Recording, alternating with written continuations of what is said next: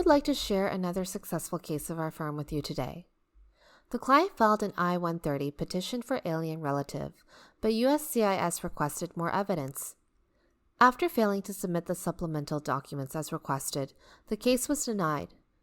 With our help, the client reopened the I-130 by submitting I-290B and reopened the case successfully. The client showed us the request for evidence issued by USCIS. Now let's look at the reasons provided in the RFE letter. The letter stated that if you submit a document in any language other than English, the document must be accompanied by a full English translation. The translator must certify that the translation is accurate and he or she is competent to translate from that language to English.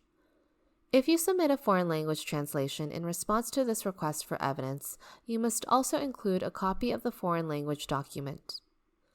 The letter further explained that in the cases of permanent residents of the United States apply for unmarried adult children, the children must be married and under the age of 21 and have the legally required relative relationship with the United States permanent resident.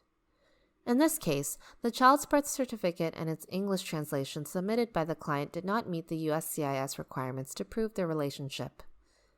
After analyzing the client's situation, we believe that the client did not correctly understand the RFE letter, rather than unable to provide the correct supporting documents.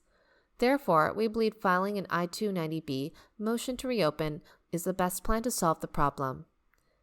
4 months later, the motion to reopen was approved. The client's rejected I-130 petition was reopened and sent back for further review, and USCIS gave the client another opportunity to resubmit the requested evidence. Now let us introduce you to the relevant information about Form I-290B. Generally, after the immigration application is denied, the applicant has the right to submit an I-290B form to challenge the denial decisions. I-290B includes 3 types of motions: motion to reopen, motion to reconsider, and a combination of motion to reopen and reconsider. A motion to reopen is based on documentary evidence of new facts.